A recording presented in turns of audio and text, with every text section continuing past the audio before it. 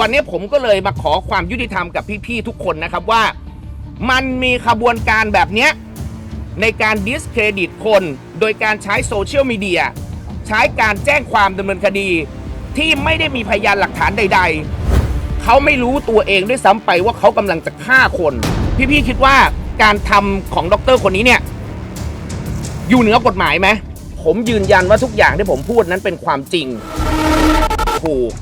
หลอกให้ไปทำธุรกิจนะครับโดยการออกหน้าออกตาและสุดท้ายแล้วเนี่ยไม่ได้เป็นตามที่ดีลเอาไว้ผมไม่เอ่ยชื่อกันแล้วกันนะครับพี่สื่อมวลชนก็ไปตามกันเอาเองว่าเป็นใครเป็นอาจารย์ดังท่านหนึ่งนะครับเป็นอาจารย์ดังท่านหนึ่งที่มีพฤติการในการใช้โซเชียลมีเดียในการทำร้ายผู้คนโดยไม่มีการสนใจเลยว่าคนคนนั้นเนี่ยเขาจะเป็นยังไงล่าสุดที่ต้องออกมาพูดเนี่ยนะครับมีผู้เสียหายเนี่ยแบ่งเป็น2ส่วนนะรวมถึงผมเนี่ยเป็น3ส่วนด้วยกันนะครับเอาหัวก่อนก็แล้วกันคนที่โดนแล้วอยู่ใกล้ตัวผมแทบจะฆ่าตัวตายนะครับแทบจะฆ่าตัวตายโดนยัดคดีอาญา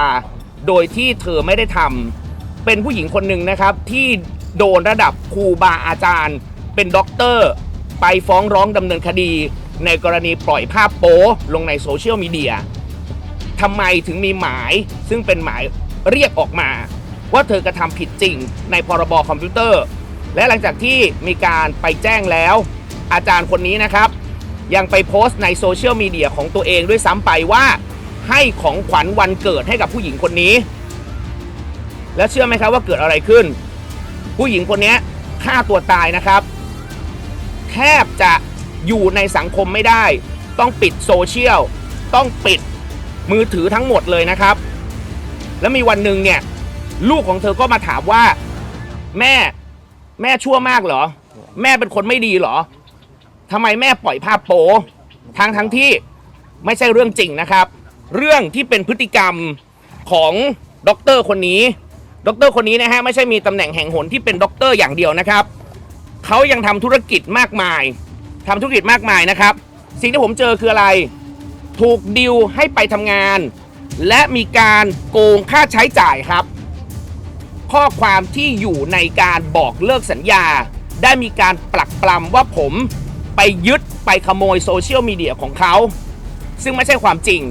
นี่คือมาตรฐานของการผลิตไม่มีซึ่งเชื่อไหมครับว่า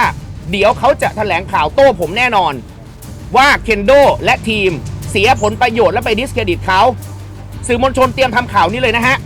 ยังไงเขาบอกว่าผมเสียประโยชน์อยู่แล้ว 100%เอาหลักฐานมายันได้เลยว่าผมเสียผลประโยชน์ตรงไหนและหลังจากที่ออกมาผมเชื่อว่าเขาเกิดความเครียดแค้นนะครับเขาอาจจะทำอะไรกับผมไม่ได้เพราะผมก็เป็นสื่อมวลชนนะฮะเขาไปเล่นคนสนิทของผมพี่ๆคิดว่าการทำของดร.คนนี้เนี่ยอยู่เหนือกฎหมายไหมผมจะเอาชีวิตน้องกลับคืนมาได้เนี่ยด้วยความยากลำบากจริงๆวันนี้ผมก็เลยมาขอความยุติธรรมกับพี่ๆทุกคนนะครับว่ามันมีขบวนการแบบนี้ในการดิสเครดิตคนโดยการใช้โซเชียลมีเดียใช้การแจ้งความดำเนินคดีที่ไม่ได้มีพยานหลักฐานใดๆพี่ๆไปตามกันต่อนะครับว่า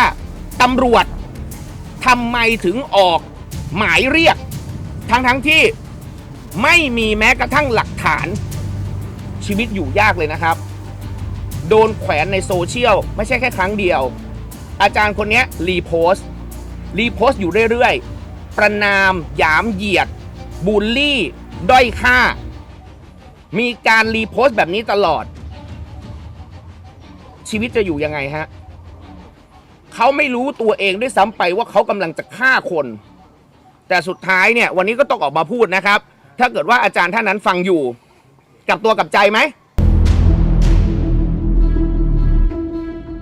เขาตีโจทย์ว่าเราเป็นคนแบบนั้นจริงๆเป็นคนแบบทำลายธุรกิจของอาจารย์คนนี้พยายามที่จะทำกลั่นแกล้งให้ธุรกิจมันไปต่อไม่ได้เราโพสอะไรใน Facebook ไปทุกคนก็มาเขาก็จะมีมาคอมเมนต์ว่าเราเป็นคนอย่างนี้แล้วก็จะเอาเรื่องอะไรต่างๆมาในคอมเมนต์เราตลอดมาล้าลานเราในโซเชียลตลอดตั้งแต่ตุลาจนถึงธันวาพอเป็นคนที่เคยติดโซเชียลแล้วก็อยู่กับโซเชียลตลอดแล้ววันหนึ่งที่แบบ ลูกเราก็เป็นเพื่อนเราใน Facebook แล้วลูกเราก็โตแล้วลูกเราก็อ่านหนังสือออกแล้ว ลูกเราก็เรียนโรงเรียนที่ดี มันกลายเป็นว่าลูกถามเราว่า คุณแม่ทำไมมีคนมาคอมเมนต์แบบนี้กับคุณแม่ทำไมคุณแม่เป็นทำแบบนี้เป็นครูบาอาจารย์นะคะถ้าเขาฟังอยู่แค่ที่แบบจากลูกออกมาพูดแบบถามว่าคุณเป็นระดับรองศาสตราจารย์ด็อกเตอร์เรียนมาแล้วเขาระดับเนี้ยเขาทำไมคือทั้งหมดเนี่ยนะครับผมสะท้อนแบบนี้ว่าให้ไปดูโพสต์เก่าๆนะครับผมไม่ได้บอกว่าอาจารย์ท่านนี้เป็นใครไปดูว่าสิ่งที่เขาโพสต์ติดคุกแน่ๆติดคุกยกแก๊งให้ของขวัญด้วยคดีอาญาเขาเป็นเจ้าหน้าที่หรือเป็นตำรวจหรือเป็นคนถือกฎหมายเหรอวันนี้เองเนี่ยคำว่าศีลธรรมคำว่าจริยธรรมหมดสิ้นไปแล้วกับอาจารย์ท่านนี้สื่อก็ชอบเอาเขาไปออกวันนี้ไปถามเขาเองก็แล้วกันว่าเขาได้ทำไหมไปถามเขาเองแล้วกันว่าสิ่งที่ผมพูดวันนี้มันมีการใส่ความหรือมันไม่มีความจริงหรือไม่ผมยืนยันว่าทุกอย่างที่ผมพูดนั้นเป็นความจริงเรื่องของผมก็ว่าไปเรื่องของการปกป้องเลขาที่โดนกระทำมากขนาดนี้และมันส่งผลกับคนอื่นๆด้วยนะครับไม่ใช่แค่คนนี้คนเดียวเขายังใช้วิธีการแบบนี้กับผู้คน